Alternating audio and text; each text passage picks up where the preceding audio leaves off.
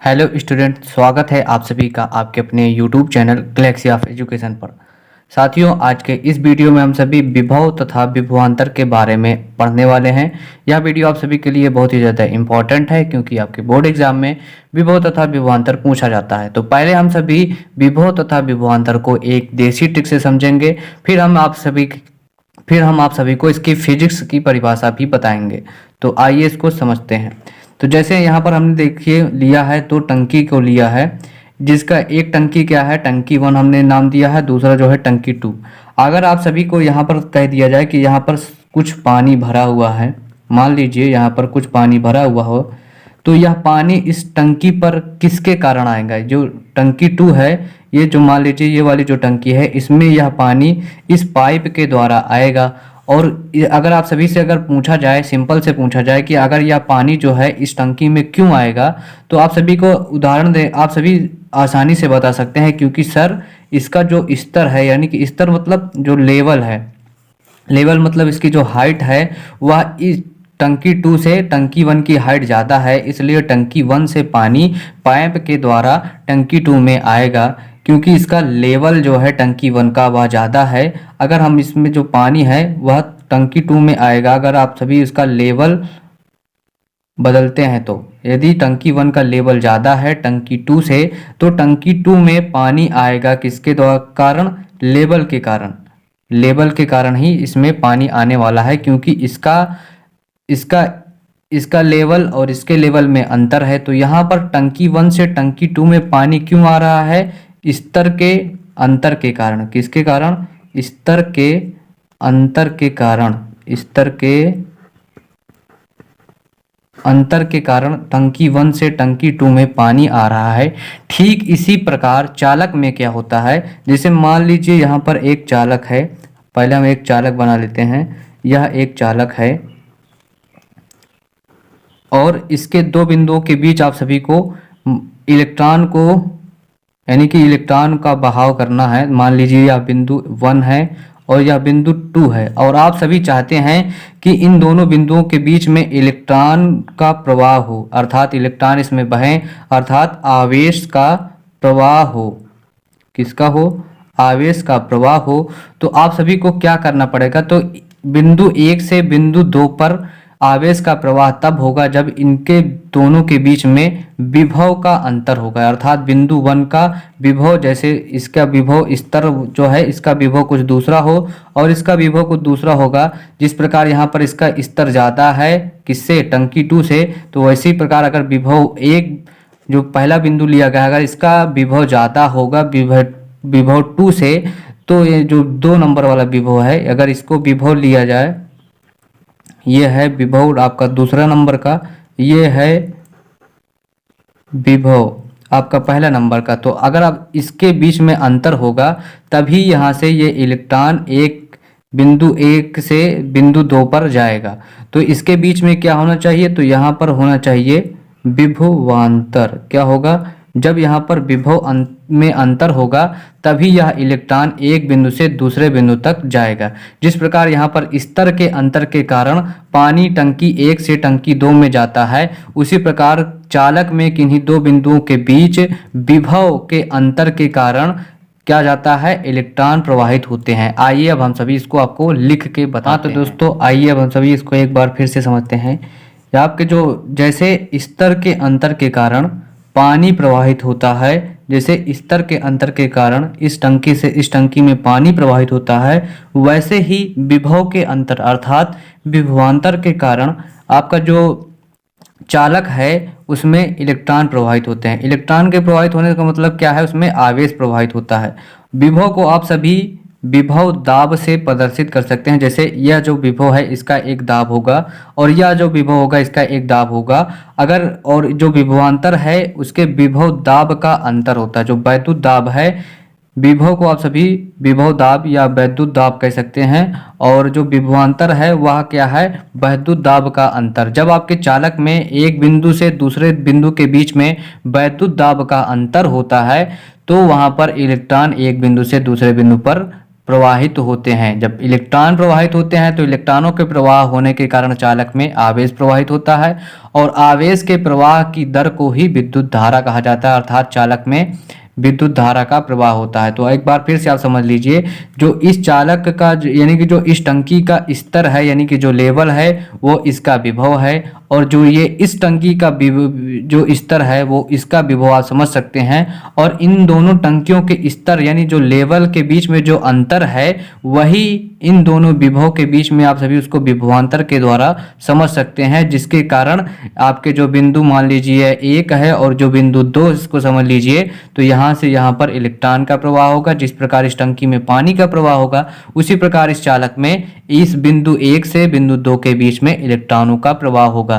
तो साथियों, यह थी आप सभी की देसी ट्रिक। और अब हम चलते हैं आप सभी के जो परिभाषा है जो कि फिजिक्स पर आधारित है उसको समझने का प्रयास करते हैं। तो स्टूडेंट, कोई भी जब एकांक जो आवेश है, कोई भी जो आवेश होता है, इसके चारों ओर का जो क्षेत्र होता है उसे हम सभी क्या कहते हैं, इसे हम जैसे ये कोई आवेश रखा है, इसके चारों ओर का ये जो क्षेत्र होगा ये क्या कहलाएगा, इसका विद्युत क्षेत्र। जो ये आवेश है ये इसका एक विद्युत क्षेत्र कहलाएगा। जैसे आप सभी कहीं पर रहते हैं तो आप सभी का भी एक क्षेत्र होता है जिसमें आप सभी को सभी लोग जानते हैं। उसी प्रकार जो आवेश होता है इसके भी चारों ओर एक क्षेत्र, अपने चारों ओर यह एक क्षेत्र बनाता है जिसके अंतर्गत आप इसके प्रभावों का अनुभव कर सकते हैं। तो आप सभी को एक एकांक धनावेश लेना है जो आपस में एक क्षेत्र बनाएगा जिसे हम सभी वैद्युत क्षेत्र के नाम से जानेंगे। और जो आवेश आपने लिया है इसे हम सभी स्रोत आवेश के नाम से जानते हैं। किससे? स्रोत आवेश के नाम से जानते हैं। तो इसके इस वैद्युत क्षेत्र के एक बिंदु से दूसरे बिंदु के बीच जो वैद्युत क्षेत्र है, इसके दोनों बिंदुओं के बीच, जैसे मान लीजिए एक बिंदु ये 1 है और ये इसका नाम 2 है, तो बिंदु 2 से 1 के बीच आप सभी को 1 कूलाम, कितना? 1 कूलाम आवेश। तो 1 कूलाम आवेश को ले जाने के लिए, जैसे आप सभी को बिंदु 2 से बिंदु 1 पर 1 कूलाम आवेश को लेकर जाना है, तो इसके बीच में यहाँ से इसको यहाँ पर ले जाने के लिए आपको जो भी कार्य करना पड़ेगा वह उसका बिंदु, दोनों बिंदुओं के बीच का विभवांतर कहलाता है। और जो आप सभी को बिंदु 2 से बिंदु 1 पर जब आप सभी 1 कूलाम आवेश को ले जाएंगे तो यह 1 कूलाम आवेश भी कैसा है? धनावेश। और यहाँ पर भी ये कैसा है? धनावेश। तो जो समान चार्ज होते हैं, यानी कि जो आवेश है अगर उस पर समान चार्ज है, जैसे धन आवेश तो धन आवेश, ऋण आवेश तो ऋण आवेश, तो दोनों आपस में एक दूसरे को प्रतिकर्षित करते हैं, अर्थात दोनों आपस में दूर भगाते हैं, यानी कि दोनों को पास नहीं आने देते, ये दोनों आपस में दूर भागेंगे। तो ये जो दोनों के बीच में जो बल लग रहा है, इस बल के विरुद्ध आप सभी को बिंदु 2 से बिंदु 1 पर ले जाने पर, 1 कूलाम आवेश को ले जाने के लिए जो भी कार्य करना पड़ेगा,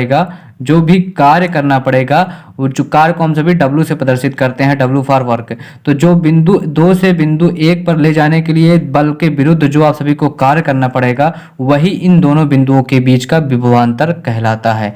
तो परिभाषा आप सभी पढ़ सकते हैं। जैसे यहाँ पर देखिए परिभाषा में लिखा गया है कि वैद्युत क्षेत्र, यह क्या है? एक वैद्युत क्षेत्र है जिसके वैद्युत क्षेत्र में एकांक धनावेश। तो एकांक धनावेश किसको कहते हैं? वैद्युत क्षेत्र में एकांक धनावेश। एकांक धनावेश का मतलब 1 कूलाम आवेश, जो एकांक धनावेश होता है वह 1 कूलाम आवेश के बराबर होता है। तो वैद्युत क्षेत्र में एकांक धनावेश को एक बिंदु से दूसरे बिंदु तक ले जाने में किया गया कार्य उन दोनों बिंदुओं के बीच में विभवांतर को प्रदर्शित करता है। जैसे यहाँ पर जो Q आवेश था इसका एक वैद्युत क्षेत्र था और उसमें हमने 2 बिंदुओं को लिया, जैसे बिंदु 1 और बिंदु 2, उसके बीच में हम बिंदु 2 से बिंदु 1 के बीच में एकांक धनावेश अर्थात 1 कूलाम धन आवेश को बिंदु 2 से बिंदु 1 पर जब लेकर जा रहे थे तो ये वाला जो आवेश है इस पर प्रतिकर्षण बल लगा रहा था और उसको प्रतिकर्षण बल के विरुद्ध हम जो कार्य करके उसको बिंदु 2 से बिंदु 1 पर ले गए हैं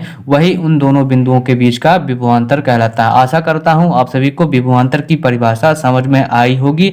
अब हम सभी विभव की परिभाषा पर चलते हैं। विभव की परिभाषा देखने से पहले हम सभी यह जान लेते हैं कि विभवांतर को किस प्रकार प्रदर्शित किया जाता है, इसका मात्रक क्या होता है ना। तो जो विभवांतर होता है इसको आप सभी V से प्रदर्शित करते हैं तथा इसका जो सूत्र होता है वो क्या होता है, इसका जो सूत्र होता है कैसे आप सभी ज्ञात करेंगे, या आप सभी के न्यूमेरिकल में भी पूछा जाता है। तो V बराबर होता है W/Q।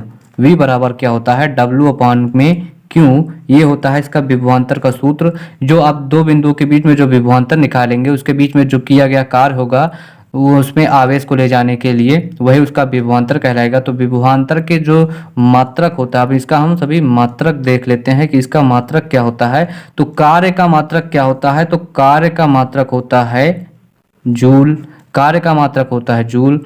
और आवेश का मात्रक अभी इसके पहले हमने जो वीडियो अपलोड की थी, अगर आप सभी ने उसको नहीं देखा है तो उसको जरूर देख लीजिएगा।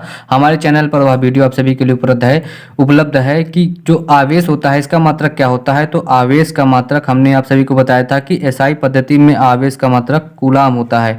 इसलिए जो विद्युत विभवांतर हुआ उसका जो मात्रक का क्या हो गया, ये विभवांतर बराबर होता है कार्य बटे आवेश। तो कार्य का मात्रक हो गया जूल और आवेश का मात्रक कूलाम। तो इसका मात्रक क्या हो गया, जूल प्रति कूलाम। यह किसका मात्रक है, विभवांतर का मात्रक है। जैसे आप सभी कभी कभी सवाल को हल करना और उसमें आप सभी इसके मात्रक को नहीं लिखते हैं लास्ट में, जैसे विभवांतर का मान निकाला अगर आपने उसमें इसका मात्रक का नाम नहीं लिखा तो एग्जामिनर आप सभी का नंबर काट लेता है। तो विभवांतर का एक मात्रक होता है जूल प्रति कूलाम और इसी जूल प्रति कूलाम को हम सभी एक और नाम से जानते हैं जिसे हम सभी वोल्ट कहते हैं। क्या कहते हैं, वोल्ट।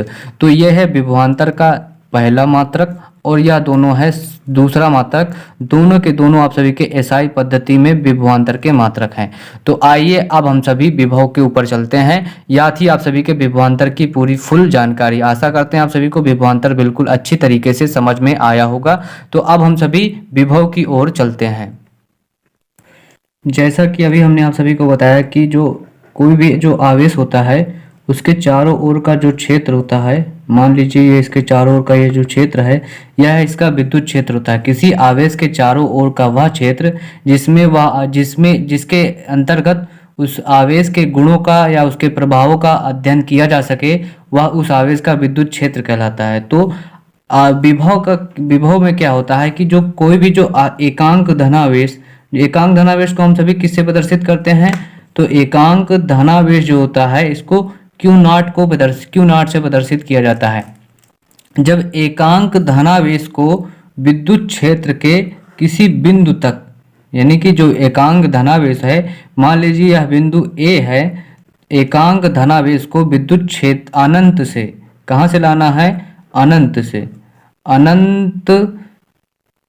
अनंत से जब एकांक धनावेश को अनंत से विद्युत क्षेत्र के किसी बिंदु तक लाया जाता है तो इसको लाने में जो कार्य किया जाता है, अर्थात अनंत से विद्युत क्षेत्र के किसी बिंदु तक एकांक धनावेश को लाने में जो कार्य करना पड़ता है वह उन दोनों बिंदुओं के बीच का क्या कहलाता है, विभव कहलाता है।